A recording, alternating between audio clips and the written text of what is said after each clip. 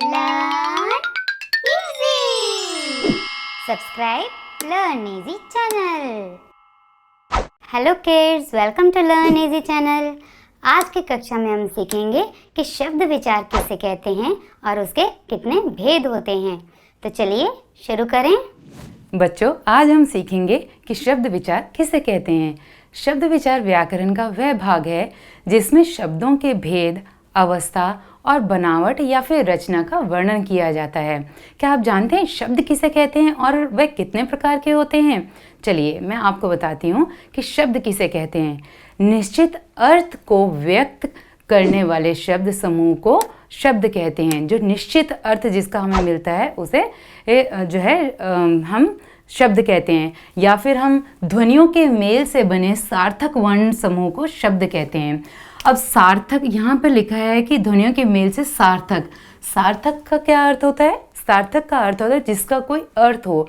अगर मान लो मैं जैसे ये लिखा है सेब। अब आप सबको पता है कि सेब किसे कहते हैं, इसका एक अर्थ होता है इस शब्द का। अगर इसी शब्द को मैं ब और से लिख दूं तो क्या इसका कोई अर्थ होगा? इसका कोई अर्थ नहीं होगा। अगर मैं एक और शब्द जैसे बेल लिखा मैंने, अब बेल बेल इसका तो अर्थ है। अगर मैंने इसको ल बे बना दिया तो क्या ल बे कोई, ये तो हमारा अर्थ ही नहीं है इसका कुछ भी, ये तो निरर्थक शब्द है। तो इसीलिए जो सार्थक शब्द होते हैं, सार्थक मतलब जिसका अर्थ होता है, उन ध्वनियों के वर्ण समूह को शब्द कहते हैं। उसका कोई, उस शब्द का कोई अर्थ निकलना चाहिए, उसी को हम शब्द कहते हैं। तो चलिए अब मैं आपको बताती हूँ कि इसके कितने प्रकार होते हैं। शब्द के 4 प्रकार होते हैं। पहला अर्थ की दृष्टि से, दूसरा उत्पत्ति की दृष्टि से, तीसरा बनावट या फिर रचना की दृष्टि से, और चौथा प्रयोग की दृष्टि से। चलिए अब मैं आपको एक एक करके चारों को अच्छे से बताती हूँ। तो बच्चों, जैसा कि मैंने अभी आपको बताया कि शब्द के 4 प्रकार होते हैं, उसमें से पहला है हमारा अर्थ के आधार पर, और इसके 2 प्रकार होते हैं, सार्थक और निरर्थक। जिन शब्दों का स्वयं का कुछ अर्थ होता है वे सार्थक शब्द कहलाते हैं। स्वयं का कुछ अर्थ होता है कि मतलब उसका कोई मीनिंग होता है, जैसे घर, स्कूल, मंदिर, आम, सेब, केला या किसी सब्जी का नाम ले लो। कोई भी शब्द जो होता है उसका अगर अर्थ होता है तो उसे सार्थक शब्द कहते हैं। और निरर्थक जिन शब्दों का अलग कोई अर्थ नहीं होता, जैसे टप, मस, चत, मट, कुछ भी शब्द हम जिनका कोई अर्थ ना हो उसको निरर्थक कहते हैं। अर्थ होता है तो वो सार्थक, और जिसका अर्थ नहीं होता जिन शब्दों का, उसको निरर्थक कहते हैं। उत्पत्ति के आधार पर शब्द के 5 भेद होते हैं, जिनमें से पहला है हमारा तत्सम। तत्सम शब्द जो है हमारा 2 शब्दों के मेल से बना है, तत् प्लस सम, जिसका अर्थ है के समान, उसके समान। जैसे जो संस्कृत के शब्द किसी ठीक उसी रूप से हिंदी में प्रयुक्त होते हैं, मतलब जैसे जो संस्कृत में शब्द ये प्रयोग होते हैं, सेम उसी प्रकार से ये शब्द जो हैं हिंदी में प्रयोग किए जाते हैं, तो इनको तत्सम शब्द कहते हैं। जो संस्कृत के शब्द ठीक उसी रूप में, सेम, उनमें बदलाव नहीं होता, वो सेम रूप से या सेम प्रकार से जो है, सेम तरह से जो है वो हिंदी में प्रयोग किए जाते हैं। जैसे रिक्त, रात्रि, ये हो गया हमारा मध्य, छात्र, इस तरीके के शब्द जो हैं हमारे तत्सम शब्द हैं, जो कि हमारे हिंदी में भी प्रयोग किए जाते हैं, और ये संस्कृत के शब्द होते हैं। अब तद्भव, अब आगे देखिए तद्भव। ये तद्भव शब्द जो हैं कुछ ऐसे संस्कृत के शब्द जो रूपांतरित होकर मतलब जिनका जो है चेंज होके, जो शब्द चेंज होके हमारे हिंदी में प्रचलित हो गए हैं। जैसे दूध, घी, आग, और शब्द हम बोल सकते हैं जैसे हाथ, गांव, इस तरीके के शब्द जो हैं हमारे तद्भव शब्द कहलाते हैं। तो चलिए अब मैं आपको इसका तीसरा भेद बताती हूँ, देशज शब्द। आइए अब तीसरा प्रकार देखते हैं, देशज। देशज शब्द, कुछ शब्द देश के अंदर बोलचाल की भाषा में हिंदी में प्रचलित हो गए हैं। देश के अंदर जैसे ग्रामीण इलाकों में ये इस प्रकार के शब्द बोले जाते हैं, तो वही शब्द जो हैं वो भाषा में, हिंदी भाषा में प्रचलित हो गए हैं। जैसे लोटा, पगड़ी, इस तरीके के जूता, गाड़ी, इस तरीके के शब्द जो हैं ये देशज शब्द कहलाते हैं, जो देश के अंदर या हम ये कह सकते हैं कि हमारे ग्रामीण भाषा में जो है हम इन शब्दों का प्रयोग करते हैं। दूसरा है हमारा चौथा भेद है विदेशी शब्द। कुछ शब्द विदेशी भाषाओं से हिंदी में मिला लिए गए हैं। ये शब्द विदेशी भाषाओं के होते हैं और इनको हिंदी में मिला लिया गया है, जैसे रेडियो, टिकट, टाई, डायरी।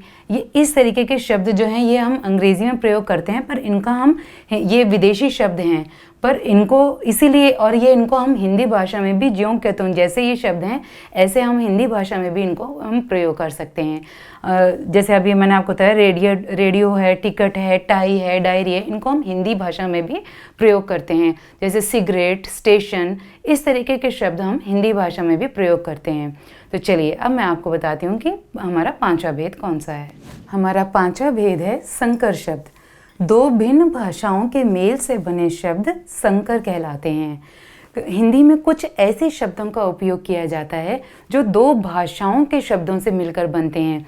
इस तरह के मिश्रण से बने शब्दों को संकर शब्द कहा जाता है।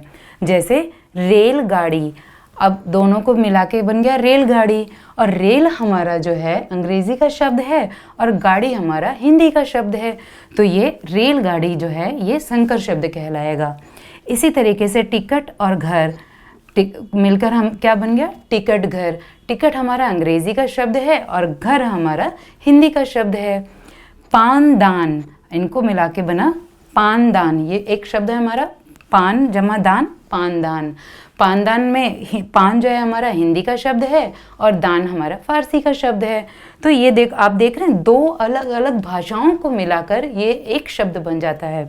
जैसे ऑपरेशन कक्ष, ऑपरेशन हमारा अंग्रेजी का शब्द है और कक्ष हमारा संस्कृत का शब्द है, और इसको मिला के हमारा एक नया शब्द बन गया ऑपरेशन कक्ष। तो ये शब्द जो दो भिन्न भाषाओं के मेल से बने होते हैं उसको संकर कहा जाता है। तो चलिए अब मैं आपको तीसरा भेद बताती हूँ कि शब्द का तीसरा भेद कौन सा होता है। शब्द का तीसरा प्रकार है रचना के आधार पर। उसमें हमारा पहला भेद है रूढ़। जिन शब्दों के खंडों का अलग अलग कोई अर्थ नहीं होता उसे रूढ़ शब्द कहते हैं। जो शब्द हमारे पुराने समय से, लंबे समय से ऐसे के ऐसे प्रचलित हो रहे हैं और इनका अलग अलग कोई अर्थ भी नहीं होता, उसको कहते हैं रूढ़ शब्द। जैसे शीशा, घर, नल, मग, अगर हम इनको अलग अलग करते हैं तो इनका कोई अर्थ भी नहीं होता, तो इन शब्दों को रूढ़ शब्द कहा जाता है। दूसरा है हमारा यौगिक। जो शब्द दो या दो से अधिक शब्दों के मेल से बना हो तथा दोनों शब्दों का कुछ अर्थ हो। अब दो अलग अलग शब्दों के मेल से शब्द बना हो पर उन दोनों का कुछ अर्थ होना चाहिए। दोनों शब्द जो हैं उन दोनों का कुछ ना कुछ अर्थ होना चाहिए। जैसे राष्ट्रपति, अब राष्ट्र अलग कर दें और पति अलग कर दें तो दोनों का अलग अलग अर्थ होता है, दोनों हमारे सार्थक शब्द हैं, तो इसीलिए यह यौगिक शब्द होगा। प्रधानमंत्री, अब प्रधान और मंत्री दोनों शब्दों को अगर हम अलग करते हैं तो दोनों का अपना एक अर्थ होता है।